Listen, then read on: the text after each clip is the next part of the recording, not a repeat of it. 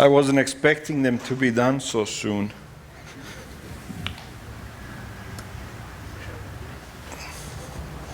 But it's okay. No, that's good. You can leave it right there. Oscar, thank you guys. You guys are always doing a wonderful job. If we have any young people that want to go to the young people's church, they can do that right now. And also we have children's church next door. So all the kids, most of them are already over there. But if there is any others, Oscar will show you where to go. So that way, all of us who are adults, we can stay here and talk openly about how the young generation needs to improve. I'm just kidding. They're doing great. I love those kids. Let's see, I just want to mention before we start on our sermon that Tony is having a surgery Monday, right, Tony? And so we just want you to pray for him and keep him in your prayers because he's having a back surgery, which is a serious thing, and especially with his condition, with heart problems and so on. So I just wanted to mention that. Also here in the bulletin, in the middle of the bulletin, there is church at worship. There is different church services that we have here. If you speak Spanish, we have that. We have actually 2 Spanish services, so you're welcome to join any one of those. I've talked to a number of you here this morning who are brand new, who are here for the first time, and I just want to tell you about this little card. If you want to know what's going on in this church, then you can fill it out and we can email you the updates. We do that once a week, and that way you are on top of the sermon topics and all the schedules and everything else. And you can always go to our website too to find out what's going on with this church. I need to take a second here because it seems that my computer has frozen, and I'm going to probably need Kevin to come up from the basement and help us out with this because something has definitely gone wrong here and this thing is not working properly. So while we are waiting for that, I do want to start on this sermon. I hope Kevin heard me. He's downstairs and he's listening to this.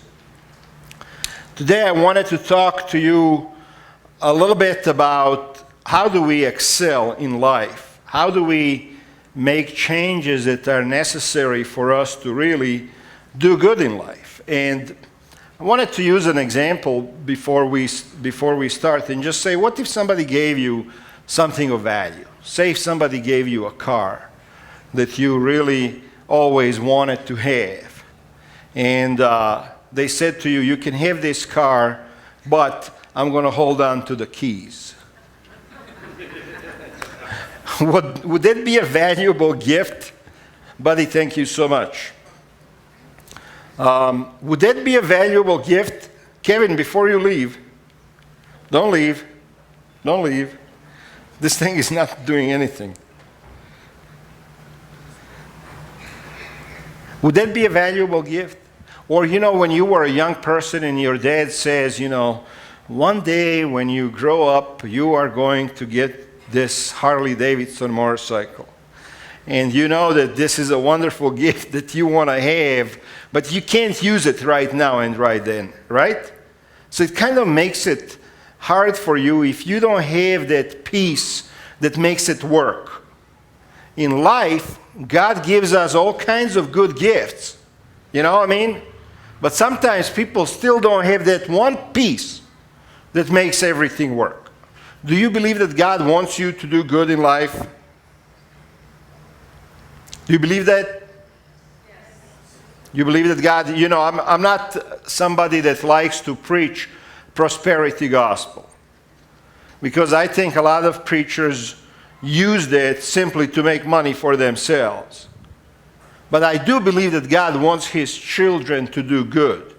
There is a text in Jeremiah 29:12 that says, "For I know the plans I have for you, declares the Lord, plans to prosper you and not to harm you, plans to give you hope in the future. Each one of us here in this room, God has a plan for. You know, I know you guys maybe a little bit better than you know each other because I end up talking to everybody. So there may be people in this room that you don't know, but I do as a pastor. And everybody that I look at, you know, I believe God has a good plan for you. I really do believe that. But sometimes that plan just doesn't come into life for some reason, for one reason or another. And I want to explore that today a little bit. Why? You know, and how do we make God's plans for us a reality in our lives? And as I said, I don't believe that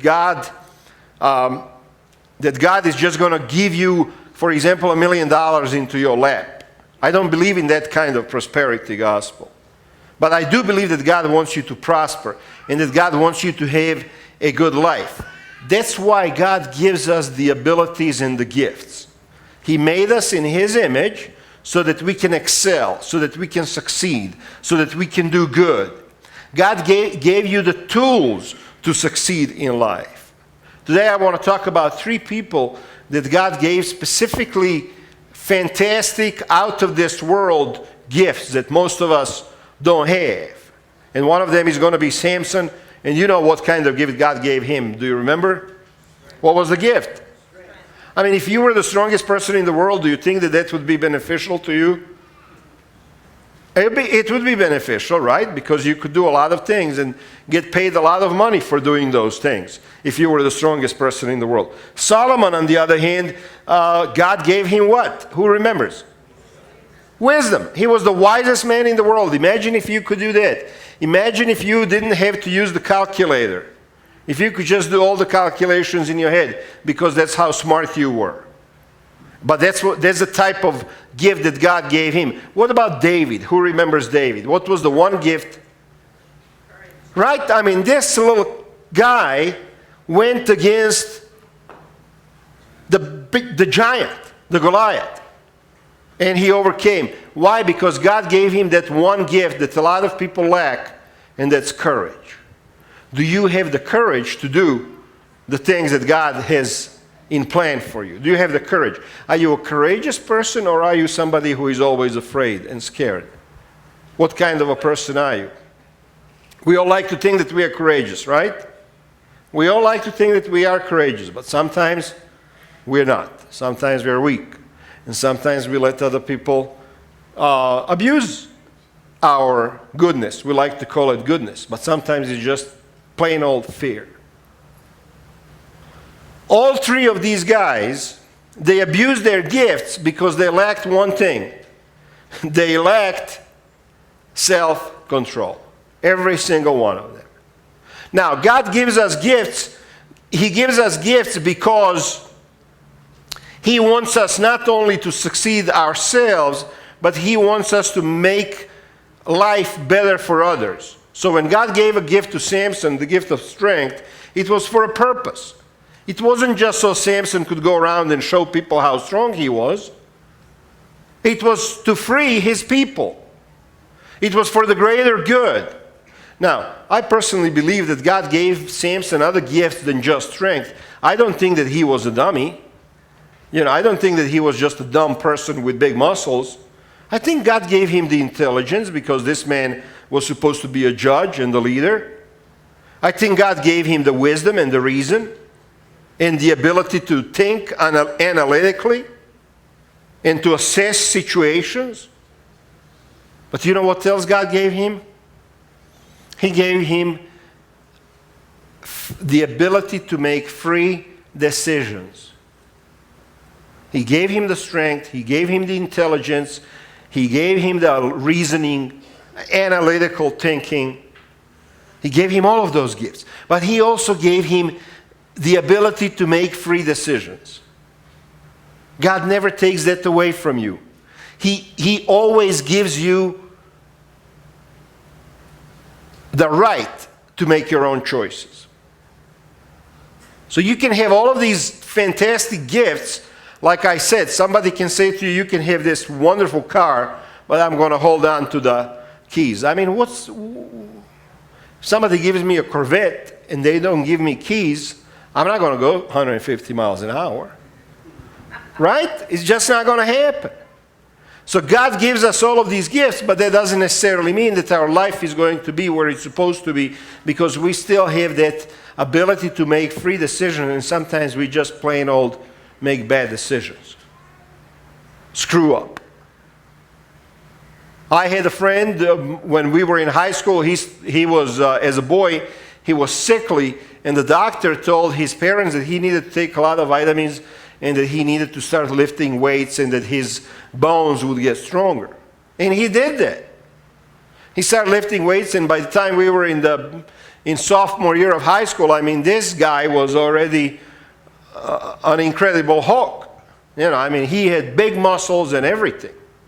But as the years went by, you know, he abused that gift. He started using steroids because he wanted to get stronger and stronger and stronger. And by the age of 35, his health just went the other direction. And today he is a shell of a man. So, what gift did God give you? Where were you supposed to be in your life right now? Were you supposed to be this stressed? Were you supposed to be this bad off financially? Were you supposed to be in this type of a negative relationship? Where were your kids supposed to be by now? Samson kept making bad decisions. When you think of a man that God gave all kinds of gifts, and then in Judges 16 it says, Samson went to Gaza, where he saw a prostitute. He went in to spend the night with her. What's the point of the gifts that God gives you? The intelligence, the strength, the wisdom, if you don't have self-control? What's the point of the gifts that God gives you if you're going to go in to spend the night with a prostitute? And the people of Gaza were told, Samson is here, so they surrounded the place and lay in wait for him all night at the city gate. They made no move during the night, saying, at dawn we will kill him. So they already wanted to kill him, and he's walking into their trap because he became so arrogant with his own strength. Have you seen an arrogant person? There is nothing weaker than the arrogant person. There is nothing more vulnerable than somebody who is arrogant, because they just don't know that they're about to stumble and fall. Fall comes right after pride, you know. So he's arrogant. He just walks in there into the city surrounded by his enemies, and he's thinking, you know, I'm going to do what I want to do. I'm going to have fun tonight. And these guys, they can't touch him. And you know what? Samson lay there until the middle of the night. Then he got up, took the hold of the doors of the city gate. I mean, they locked the city gate because they thought, you know, he's not going to be able to run away.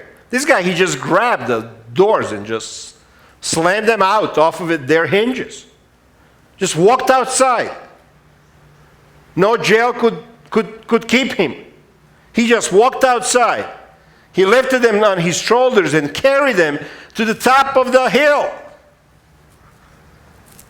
Sometimes, you know, you start doing things in life, and things go good, and you feel your own strength, and you feel your own power, and you feel how you're making money, you're making progress, you're getting ahead in life, and you forget God and you start trusting in yourself. And you think, I can do anything, nothing can stop me. And God was just watching from heaven. God just watched his chosen one spend the night with a prostitute. God watched it from heaven, and he didn't say nothing. He let it go. And Samson kept doing stuff like this, and doing it, and doing it. But one time, his secret got out.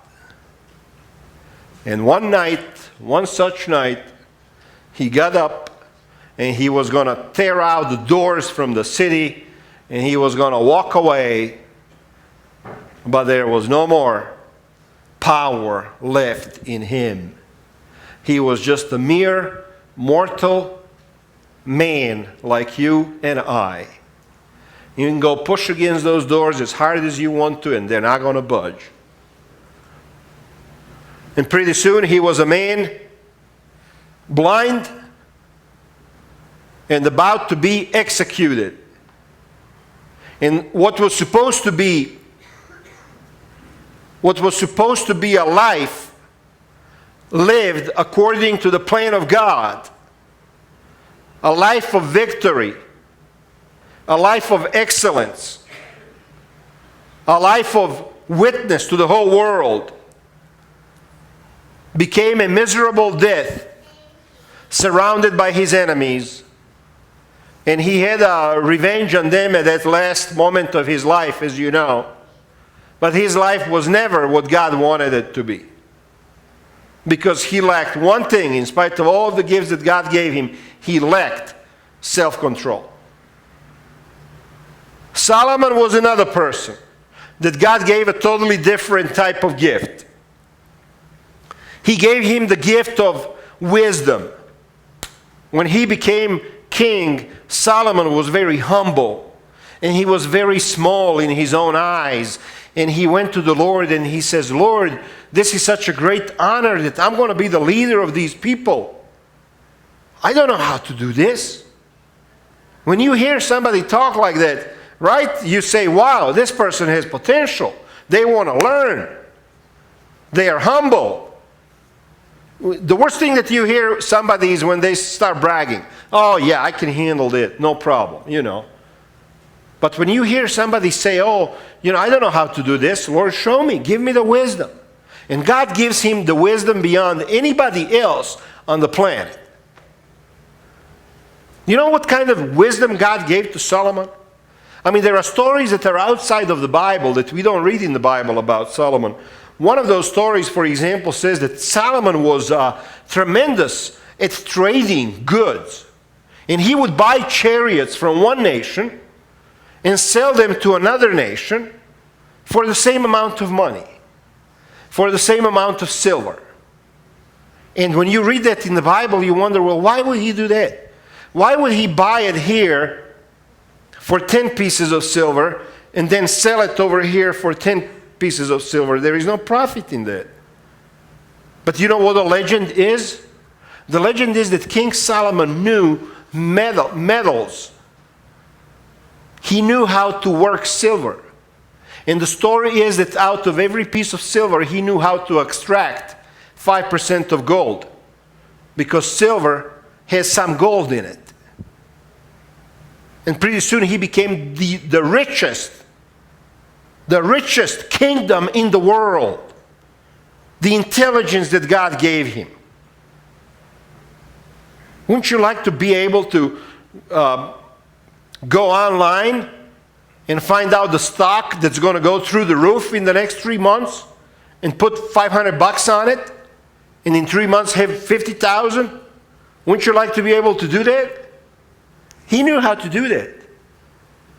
Not because he studied, not because he went to school, but because God just gave him that gift. God gives you and me similar gifts. He gives us the gift of intelligence and reason. But unless you have that key that makes it work, then that car is going to sit in your driveway and you're not going to go for a ride. And Solomon, you know, in the end, he did the same thing that Samson did. He didn't control himself. He began worshiping other gods. Worshiping other gods. What an insult that had to have been to God in heaven.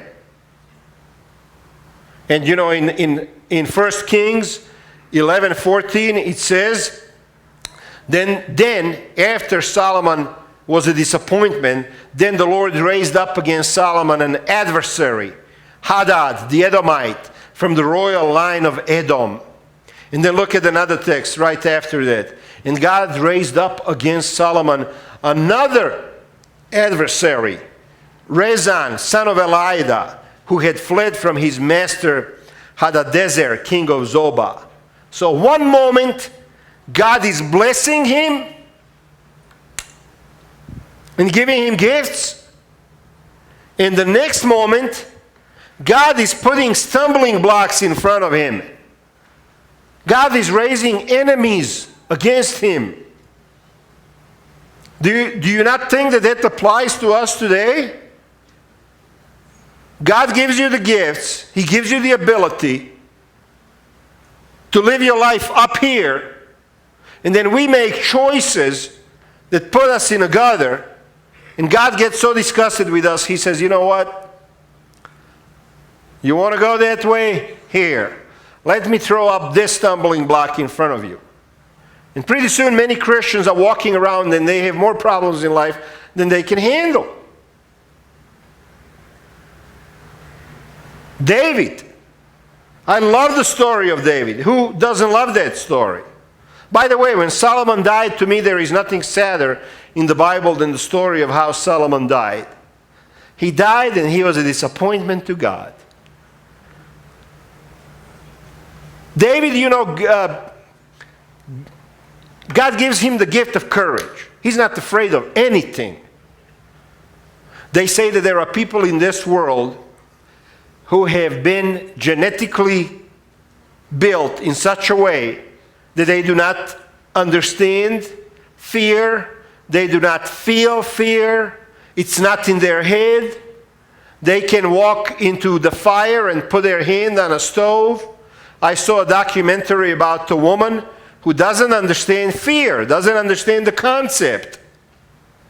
I mean, if you let loose of a big German shepherd to go right at her, barking and wanting to tear her apart, she would just stand there and smile. She just doesn't understand that danger. They say something in the brain is turned off that whole sense of fear. So this is the gift that God gives to David. And all of a sudden David is standing in front of this giant warrior. Not just any ordinary person, but the giant warrior. Somebody who knows how to kill people. That's what he does for a living every single day.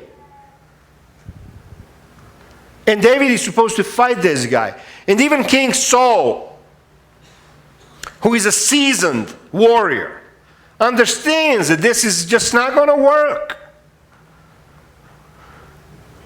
And King Saul, says to him, you can't do this. He's a warrior from when he was a kid and you are a shepherd. How are you going to fight him? And David says in verse 34, your servant has been keeping his father's sheep. When a lion or a bear came and carried off a sheep from the flock, I went after it, struck it, and rescued the sheep from its mouth. When it turned on me, I seized it by its hair, struck it, and killed it. Your servant has killed both the lion and the bear, and this uncircumcised Philistine will be like one of them. I think David had that sense of fear just switched off. Because any normal person, if I'm walking through the woods and I see a goat, I'm going the other direction. Because I just don't know what that goat is capable of. You know what I mean? You see one antelope out there and it has horns. I'll tell you a funny story. I was in Australia 2 years ago and the guy said, you want to see some kangaroos? And I say, sure, why not?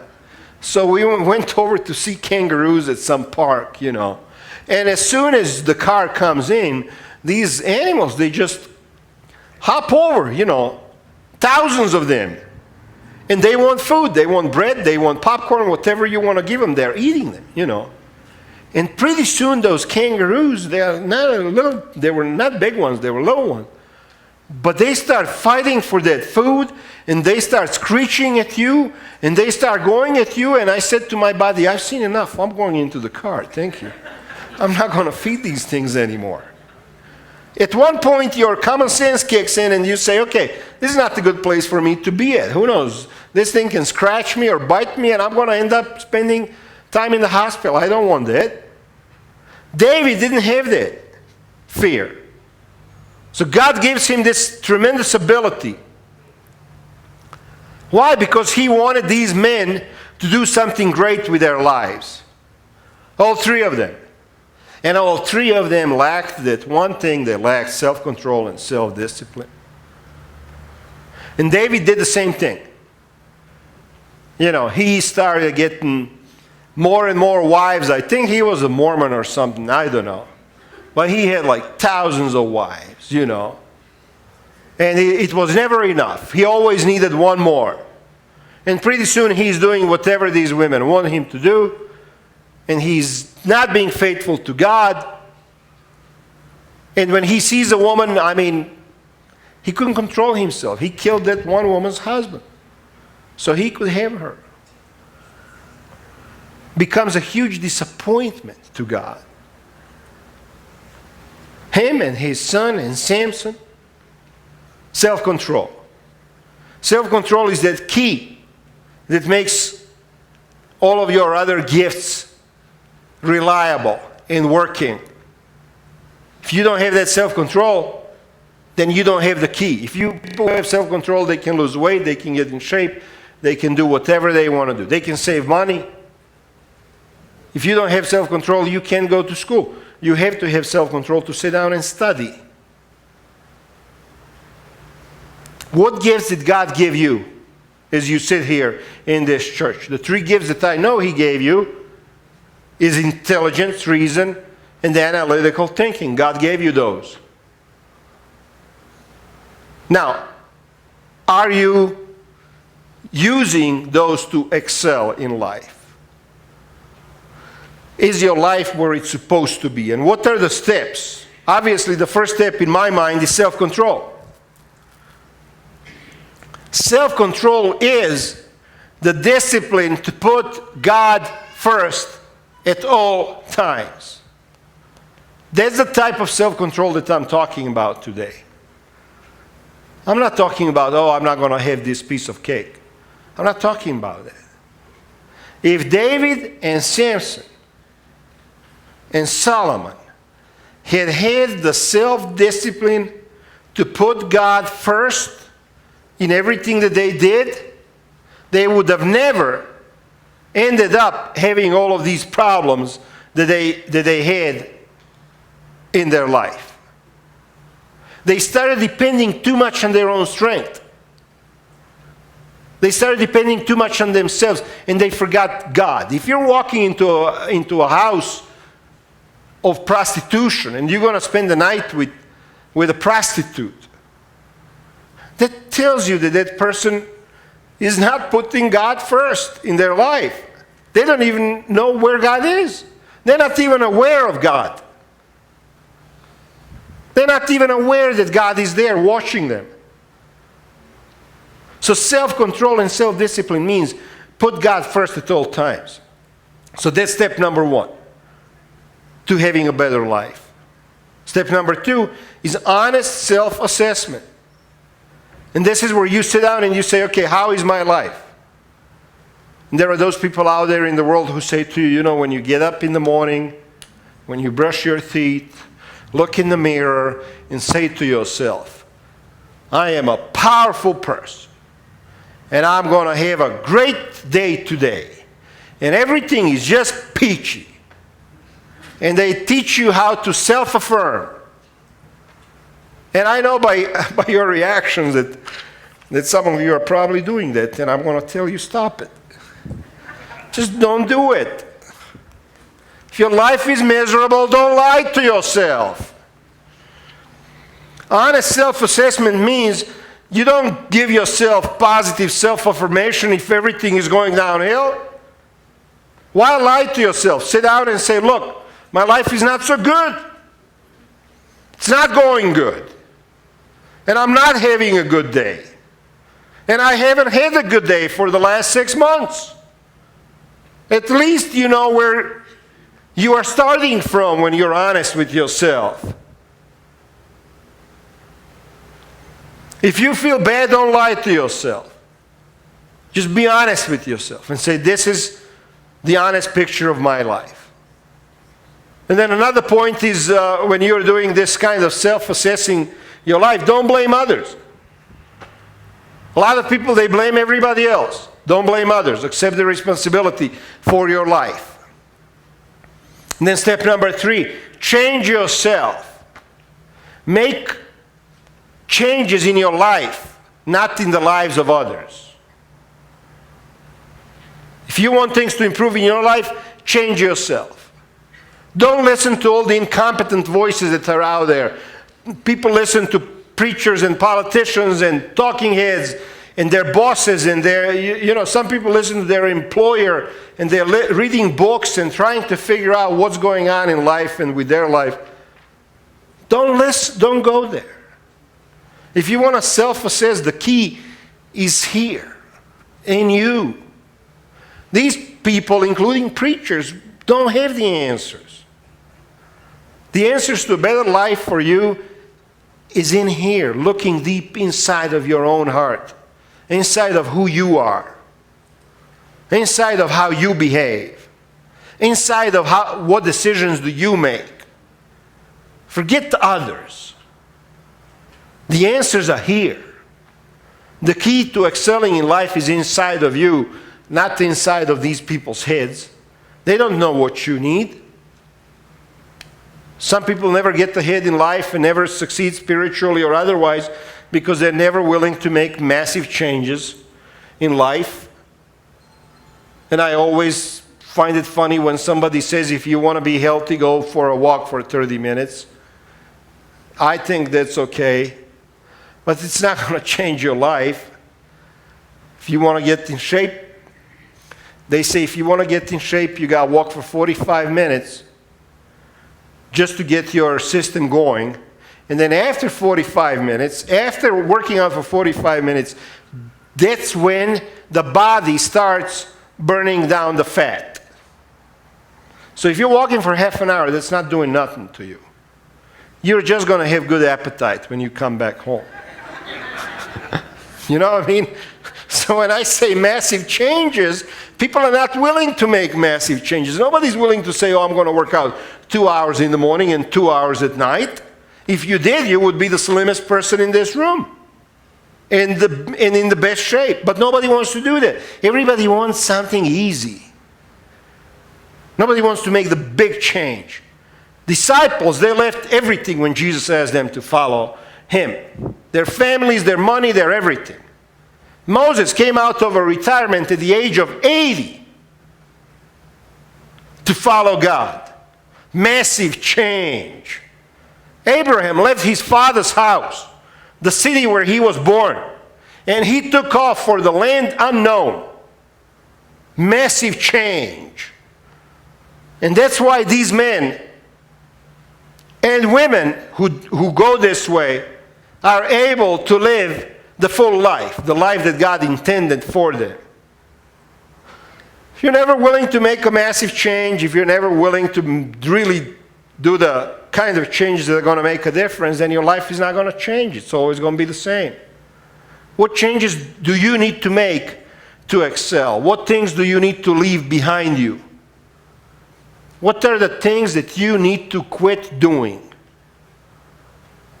I'm not going to tell you what they are. You need to think about what they are in your own life. I know what are the things that I need to stop doing.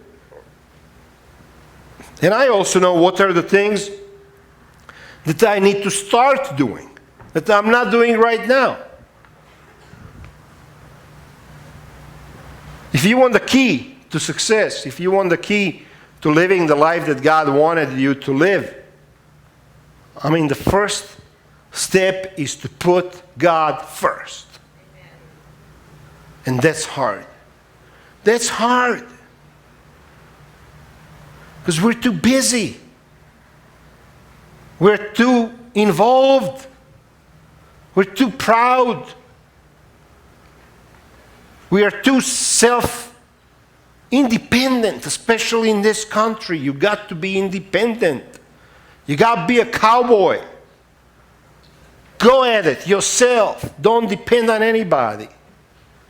It's too hard to lean on God all the time and to go to Him and say, Lord, I'm helpless.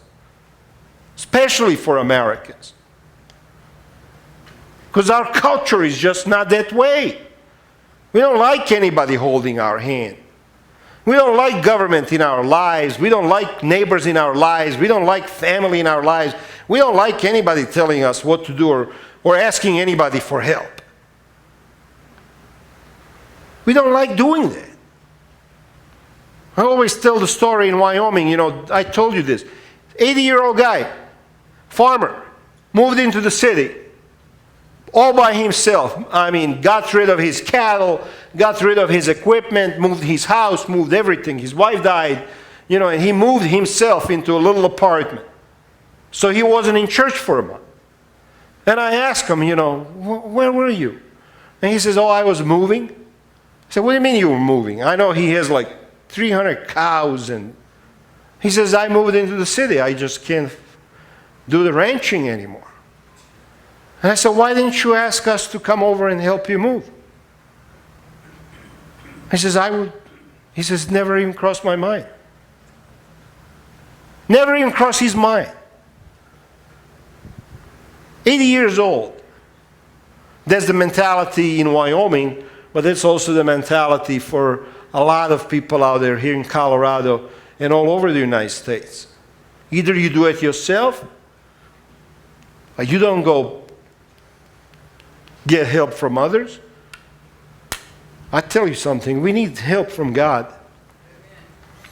We need help from God because there are things we just can't do ourselves. There are things we just can't do ourselves.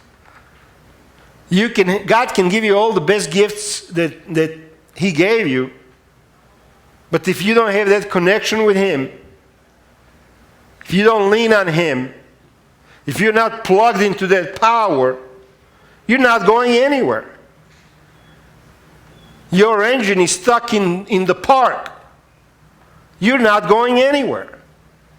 If you don't ask God to help you make the right decisions, how the heck are you going to make right decisions? I want to close with this. That day, when Samson was walking into that city, and when he intended to spend the night with a prostitute, that day, if he only had prayed, if he only had said, Lord, I'd like to have you in my life today. If he had practiced that all of his life, we would be reading a different story in that Bible. We would be reading a different story. So, I don't care what gifts you have. You can have the best smarts in the world. You can have the best looks in the world. You can have all kinds of abilities and intelligence and I don't know what. But if you don't have the ability to spend time with Jesus every morning, then at the end of your life, what story are we going to tell? God bless you as you think about this.